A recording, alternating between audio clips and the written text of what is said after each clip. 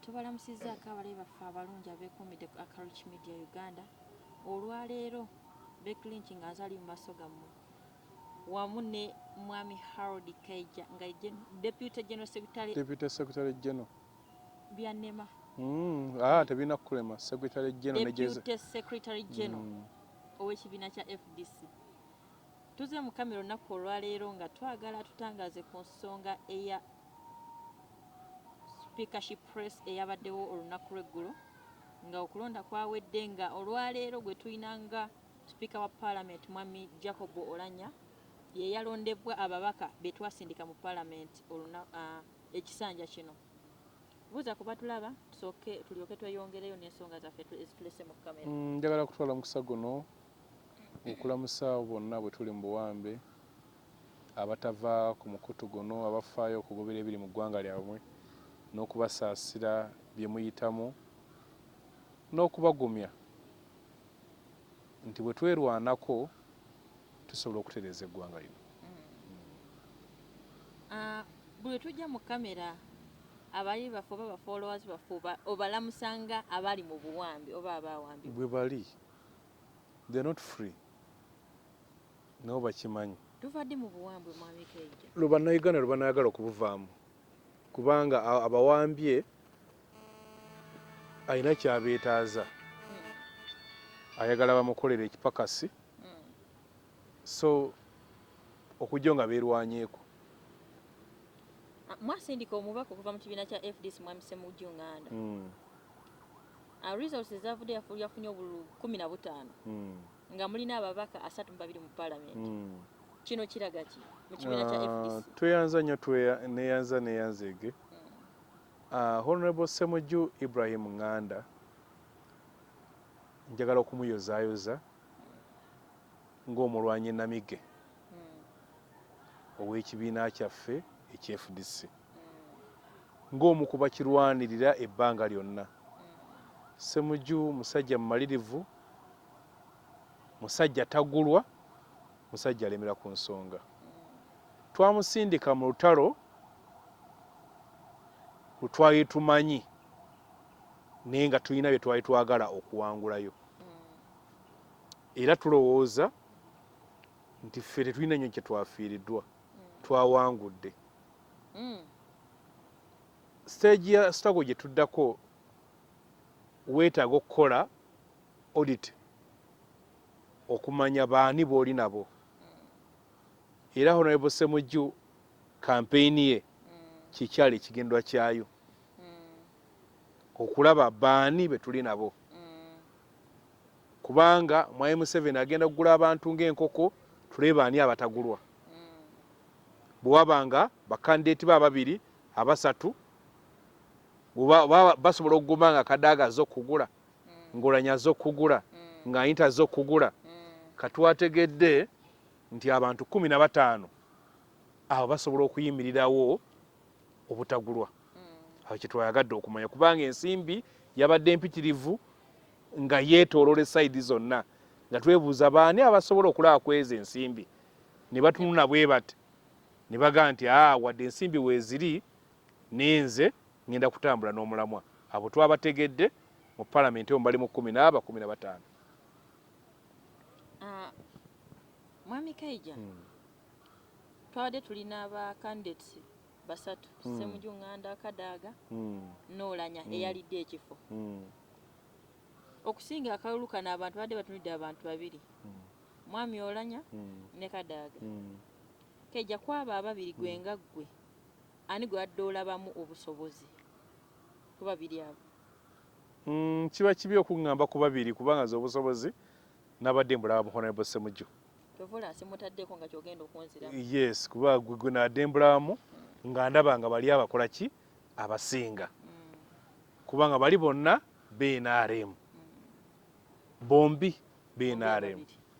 era buli omu yabadde awagira ba vice chairman ba NRM ono omu ava mu north omulala ava mu bonna batula mu seke NRM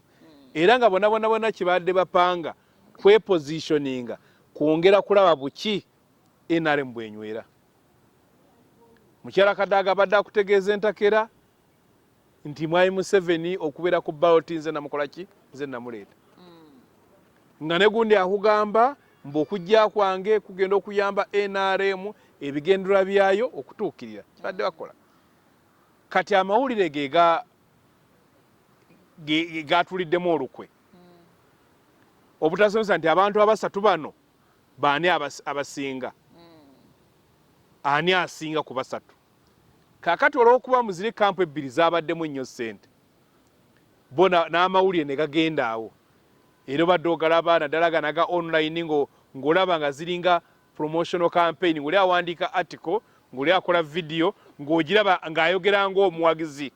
ng'era bw'aba ayogera ku mulala ng'aba amuvuma so bannansi ne batavaayo kinyusi kumanya buli omu amaanyi ge gali luddawa kuba kalinga mukyala Kadaga nti emyaka 2 gyamaze ku bwa speaker kuba deputy speaker naye aba speaker emyaka 2 newunyiza ne bannamule badde bamuwagira kubanga omukyalo oyo yaleeta etteeka erigoba abatalina diguri bannamule nga tolina diguri okuripotinga ku parliament kubanga waliwo bannamawulire nga baali balungi mu mawulire naye nga tebalina diguri nga boogera ensonga bannansi ze bagala okumanya abo n'abagoba agenda okulaba nga mulimu abasigaddemu nga badduse bafunye diguri najja n'agamba n'oli bw'abanga amaze ebbanga erisukka emyaka 5 nga alipotinga ku palamenti oyo naye akole ki agende alipooti nga ye aba aluddewo naye yatula mu palamenti aba takoze eki taluddewo kakati buli omu n'akimanya era n'amuwadde owulira waliwo redi yemu gye yagendako balina saako yaabwe n'abatiramu akasente kati bawandiika eggulire litaamusanyusa n'abakubira essimu sajja nembawa sente zange ng'ekitegeeza yali abawa sente butamwogerako so kati ekyo nekitulemesa okumanya kiki ekibadde kigenda mu maaso em parliament wamula ya presiding over age limit abaka ba parliament ne bakubwa emiggo emiyitirivu nakubwa nga bakubwanga ente obadde wabuuza abantu mbu kiki ekintu kimu mwai Museveni kyeyagala mu parliament omwo kiyite mukyala Kadaga n'akimumma nga tebali kibakugamba era neno olunaku lwajjo yabadde agamba alina we alibuuza bannamawulire mumbuulire ebintu 3 mwai Museveni byeyagala byessaamuwa so nti bonna kyabadde kireeri tetwamanya ki ekyali ewaabwe museeke kibadde bagenderako so nti ago n'akola kino so kati bali babadde nga abadeployinga ttiimu yaabwe kale ekyakoze obubi bebana abaana b'ebbali okutunuulira abaana b'abagagga nga bakola ki abaana b'omugagga nga asalawo ani anaamusikira nga gw'olondako munaawe olina sayidi gyo tolina sayidi gy'ogenda kufunamu kubanga omuntu yagenda n'akima kaadi y'NRM okwesimawo nga MP era yagala NRM kakati nawe n'ogenda nga nti akatifu ono gwe tuwagira omuwagira muteebe ki kubanga bagamba mbu namba zaffe teziwera bwe bategeera mbu tetuwera mbu tetuli bangi baali resigninze nga nti sijja genda kulayira mu 8 gundi bwe yali mu parliament yagendayo Kiyonga 1980 Kiyonga yali MP wa UPM ogwo teyayingirayo kale goma nti oyo musajja kakati bannaffe ekyo kitwalabye ekyabadde awo so saakugamba ku babiri ani asinga ku ki okukola obulungi eri abantu anti okukola bulungi ki okubakolera ki kubanga okuteeseza abantu no bakubiriza lukiiko basobola kubeera balungi nga mukama waabwe ku nsonga nga tagiinaako bwetaavu naye bw'aba agiinako obwetaavu kubanga awo olina okutesitingira omukulembeze awo tewali mulungi mukama waabwe yabeera omulungi kubanga era ekyo ekifo mwai Museveni yalonda yasalawo ayuma gundi ani wapakabula abeere okusookera parliament eno bwe yatandika ye yagirimu nga speaker n'alekangawo vice chairman w'ekigongo parliament yaddako ya 96 era n'asalawo nti gundi ababeera speaker wapakabula bw'eraba afunye nnyo ettutumu n'amugyawo n'ateekawo ayume era ayume bwe yawulira nga n'amugyawo n'aleeta sekandi n'agitwala emyaka 10 n'aleeta Kadaaga yabadde aleeta abantu be kakati Kadaaga kyerabidde mbu eyamuleeta nannyini kakomo akamugambye nti kampe era abawulira muli baga nti nga Kadaaga gamba mundeke mmaleyo 10 Kanono yadajjukiza nti mwaŋŋamba mbu amaleyo ki 10 era 10 olaba bali mu bintu byabwe mummaleyo oli aliemu nti babadde baana nga baana b'omugagga bali awo akawo bazannyira kakati ffe balirwana abali eno abeerwanako abali mu keegi abapakasi ku kyalo nga nabeeyo kye balimu kunoonya mu baana b'omugagga ani gwaba atuma e Kampala yensonga eyabadde mu kino ekintu n'ekyatukoze obubi abapakasi nabo kwetabamu ogwo muzannyo bega bannaffe abali mu buwambe oba butamanya nnaku yaabwe atoyogedde ekigambo ekituufu tebamanyire dda nnaku yaabwe kakati nga bamanyire naddala kati nga bano abalala babadde awa ku butripu okugenda ebweru nga bagaa Kadaaga kakati naye Oluvuganya naye alina badde awo omuzindaalo kwegamba akyabadde awo waayo abaana b'omugagga aninza ankwatirwa ku kisa kunze ku kisa so okumuyamba okuva mu buwambe n'okuyamba ekyalo kyonna kikole ki kitereere bonna nga bali wano kola ki gye bajja okusaka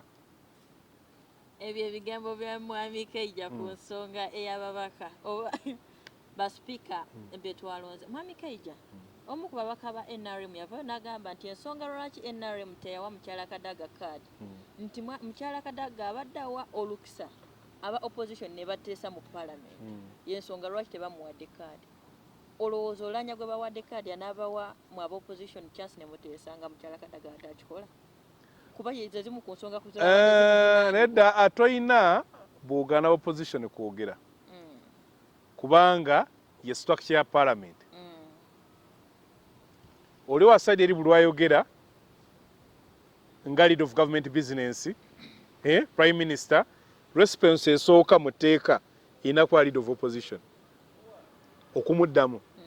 so ekyo talina bw'ayinza kukiremesa naye of course abantu okusinga badde nga beegula bweguzi era olwo Kadaaga babadde agaana nga nabagamuzi Kadaaga bw'abeerayo sirinnyayo kakati nga buli omu alinako baalina ekibadde kiyamba ku mukyala Kadaaga ngali yafunza parliament yonna n'aba nti n'okufuluma okugenda ebweru w'eggwanga yasalawo kugoberera opposition kati ng'olina kubeera nga ogendayo ewuwe era Ssemujju kyabadde ayagala okulwana kwe kufuula essiga lya parliament eryo nga buli omu alyeyagaliramu bannamawulire namwe mufuuke free nga teweetaaga kuba nti owaana sipiika okuba nga reporting ya parliament ekyo Ssemujju abadde ayagala kulaki abadde ayagala kulwana nga kifunika Ssemujju ng'okwogera ku fulo ya parliament nga teweetaaga kuba mukwano gwa sipiika Ssemujju okwogera nga bwe kibadde kiri nga okukkiriza nti oba gundi private member okimanyi nti mukyala Kadaaga yali asponsorinze etteeka nga ligenda kumuwa gundi nga Sseggona nga yalibaga Honorable Sseggona nga agamba leader of opposition alondebwe mu parliament yonna nga nabo NRM balonde ki leader of opposition kyekitegeeza nga no NRM ayinza okujja n'esimu nagazi njaga kukulembera opposition ekyo ng'akireese n'alegademu nga mulimu akawera kagamba nti speaker wa parliament anaabanga n'obuyinza obugoba leader of opposition kati leader of opposition yali agenda kukolera ani bantu yali agenda kukolera oli amugoba kubanga gw'olina okusanyusa aleme kukola ki kugoba ako akawaayiro kaalimu nga mulimu n'akawaayiro nti yanaabanga yakulira ba independent bannamunigina buli independent aba independent ku lulwe naye akali nga yagembwa agenda bagattamu afuuka eddiini waabwe ng'ekitegeeza yabanga yakulirako kaseeyo kati ebyo byonna byonna yalinga baali babiteekateeka nga bazimba omuntu okuba ndi naye asukka okuba sipiika kuba sipiika olina kuba nga toyina wuwo mulina kubeera awo nga buli omu akweyabizaamu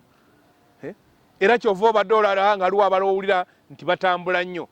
kakati nga mu 2019 mukyala Kadaaga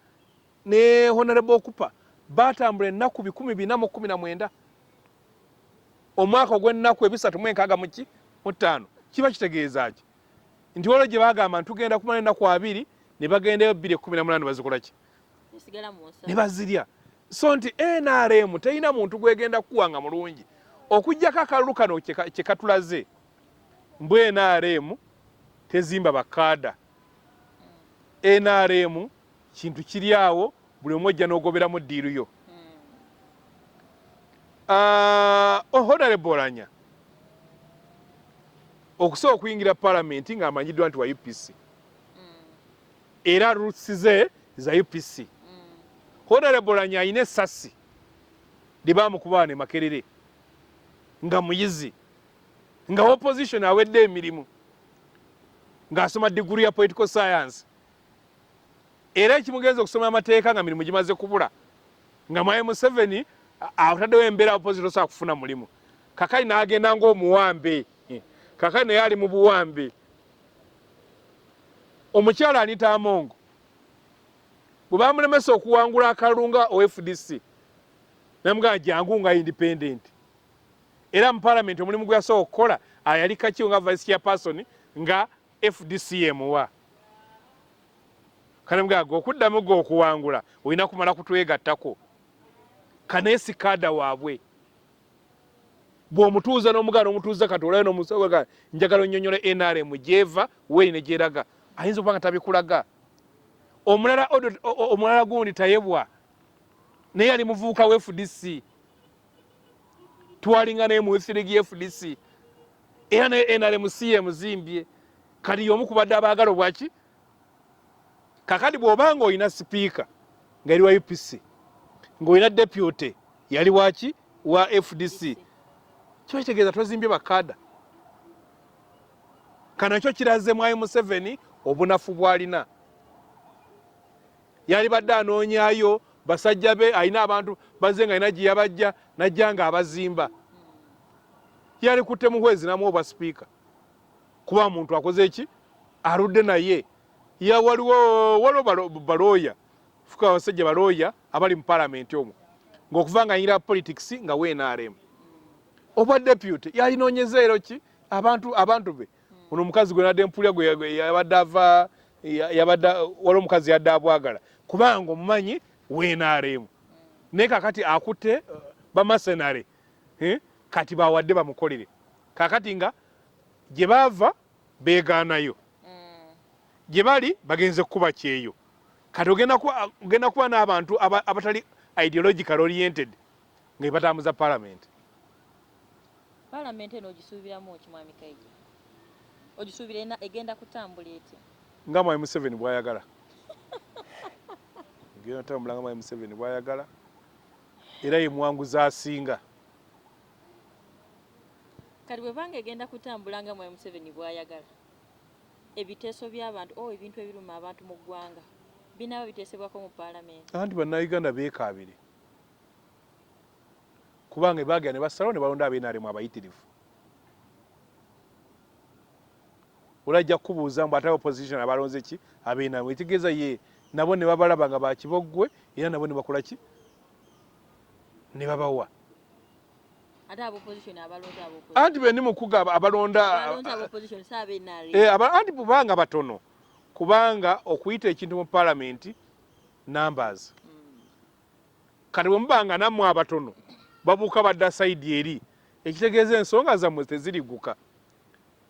zijja kubeera muzaabali nga mubalonda ne bawagira oba ne basaba butawagira ne batula ne badda eka ne beebaka so nti obununuzi bwa munnayuganda tebuli mu palamenti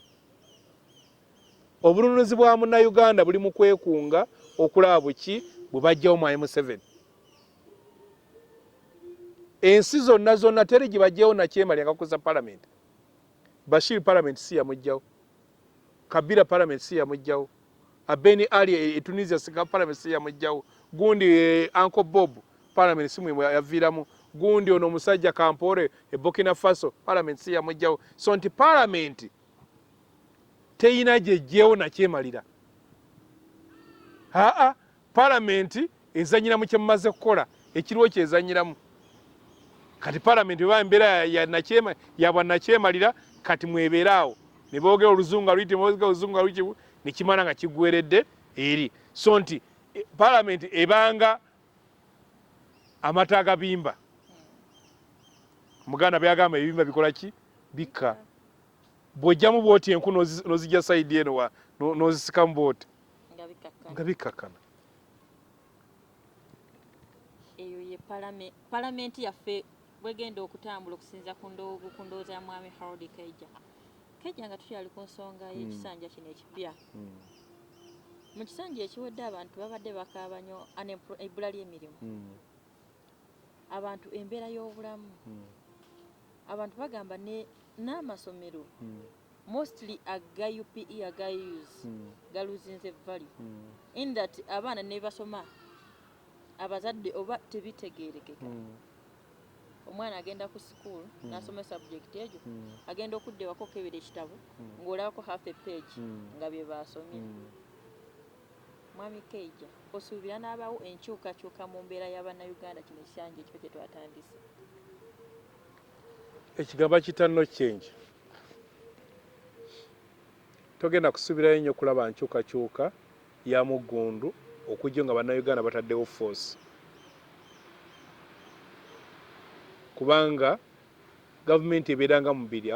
awagitakula awagisiiwa weetakula.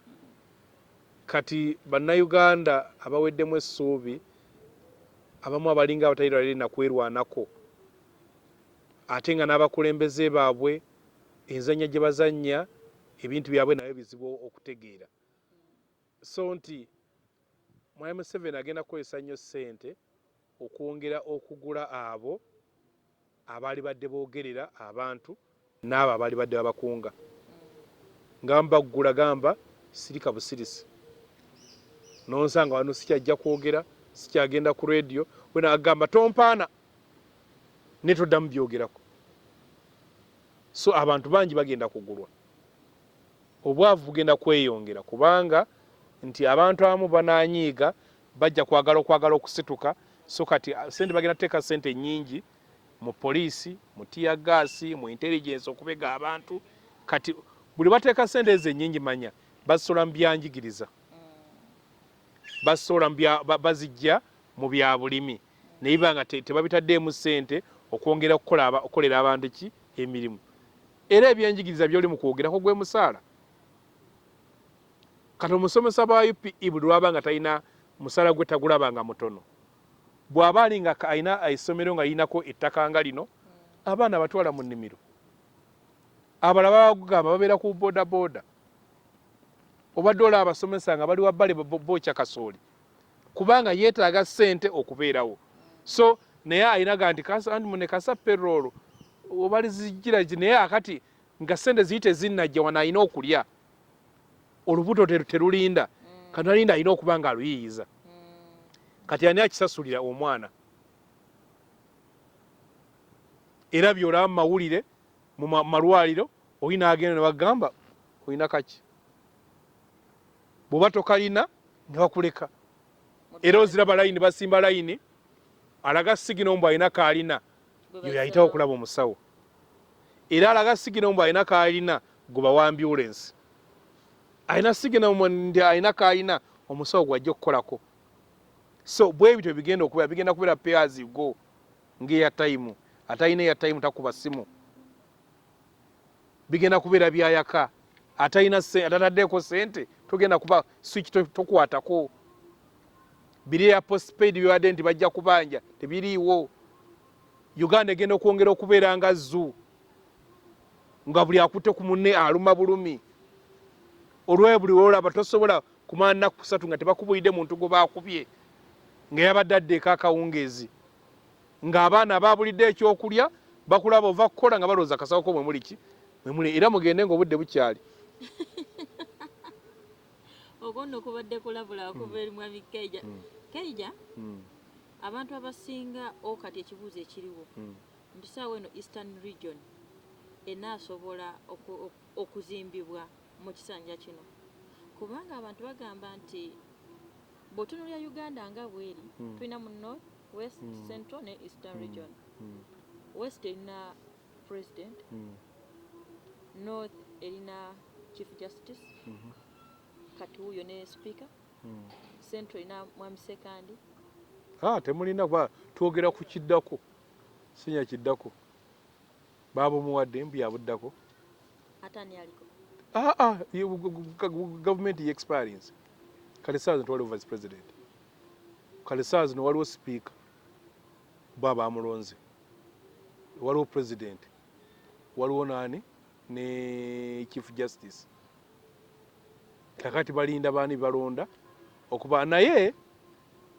waliwo ekirowoozo mwami Museveni kyetaaga okulowoozesa abantu nti bwe mubeera n'owammwe mu gavumenti mufunamu kifu kitya mukyala Kadaga abadde speaker wa parliament naye nga Kamuli yemu ku districts ezibadde zisinga okubeera osembi eza UPE nga Kamuli yemu ku districts eziddemu abantu abaavu Nate bimwe abadde agenza no ndi mugamba no emyaka 2 si bwabadde abadde mu gavumenti okuva 89 gy'emyaka aga bwe mutuna emyaka 3 musobola nti yes tubadde mu gavumenti bajja kugamba nedda gundi yatugamba mwami Museveni era yayogera ne Meja Kazoora yawandika akatabo ke Betrayed by my leader n'agamba yabuuza mwami Museveni n'enkola otya emirimu nga Kazoora tomanyi politics n'agamba nalonda Specials Kazibwe abasoga bagambe vice president waabwe abakatuliki bagambe vice president waabwe n'agamba n'abakyala bamatemi bagambe vice president waabwe mugakutte ejjinja limu akubye ki ebinyonyi bisatu najja n'alonda yagamba protocol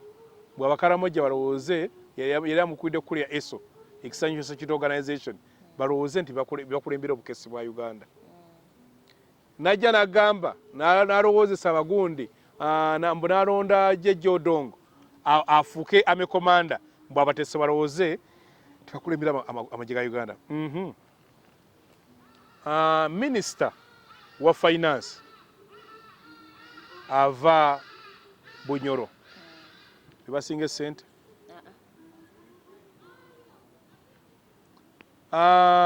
Minister waki wa agriculture ava Kalungu ebyomulimu byamanye Kalungu ne Masaka geno jengo banoonya sekutale jeno wenare mu avaki Busoga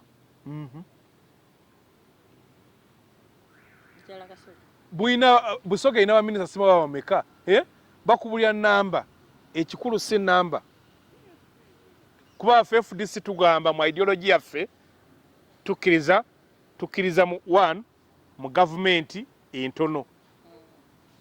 so weba government yabaka 21 nga tribe tuina zirimu 5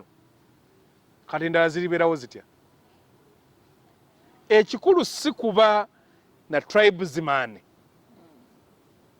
nga ye minister ekikulu kuba na muntu ng'ekyokukola akimanyi waliwo juzi yakola calculation balaga statistics nga bakulaga districts zibongedde okutematema mu Bugisu emiruka n'olaba nti bw'ogenda mu gundi modo za gavumenti ng'ekitegeeza sente nyingi zigenda mu Bugisu erina population ntono ne size ntono nenga minister erina batono ddala kakati ebe esinze mu abalina olwebeeyero b'abaminisita nga sente wamwe tezijja baminisita bayita services so ekyetaaga ye president alina vision n'afuna tiimu gy'alowooza ejja mu vision ye n'aginyonyola vision ne bafuna technocrat wansi ne ba-implementinga vision eyo mukyala Ruth Acheng abadde minister wa health lango esinga amalwaliro amalungi so ebyo babalimba ne ba politician nga baagala mubasongeko bafune ebifo naye nga ebifo babifunamu baana bakufuna mirimu ye kugaggawala naye nga tewaliiwo bikwatibwako. Wali badde olowooza nti bajeti ya Uganda nga bwetematemerwa omusajja akulira bajeti amuyita Lugoloobi ava saidi ze Kayunga eyo sente meka ezigende Kayunga.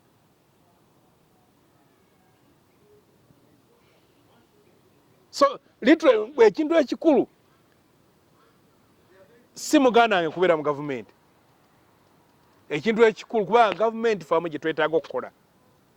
ye gavumenti ng'okugifunamu tebeetaaga kumanya linnya, tebeetaaga kumanya kitaawo, weetaaga kuba nga oli munnayuganda nga nekiweetaaga weekiri okifune. Nze njagala okukola gavumenti oba okuteekawo embeera mu ggwanga muno ng'omwana wange teba lyetaaga kumala kumumanya ng'aleetaaga kujjawo nti ndi munnayuganda afune ebyenjigiriza ebituufu, afune ebyobujjanjabi ebituufu, bw'aba amaze okusoma agende avuganye ku mulimu agufune nga yasinze banne. Bw'aba abusaga era gyagira nga omanyi daddi oyo omwana yatusinze yabadde amanyi ekyo ngame genda ovuganye naawe obeeko b'okola ki bw'osinze. N'ebino ebintu bya bukiiti kubanga abantu bonna bonna bolaka bakabira bukiiti ekitegeeza bw'oba omuli kumpi osobola okufuna, bw'oba tobali kumpi tosobola kukola ki kufuna. So nti Eastern sima Northern sima ya Western biki ebintu okukulaakulana ekyo si kyekikulu kuba nti mulina muganda wammwe ng'ali mu gavumenti. Walina kubaawo goodwill okwagaliza ebirowoozo ebirungi eri bannansi ne tugamba tukwate keeki y'eggwanga tugigabane buli omu afuneko omugabo gwe. Naye bino ebyokumala okulinda nti maama wo amale kubeera mu ffumbiro olyoke olye bw'anaalwala nga tolya.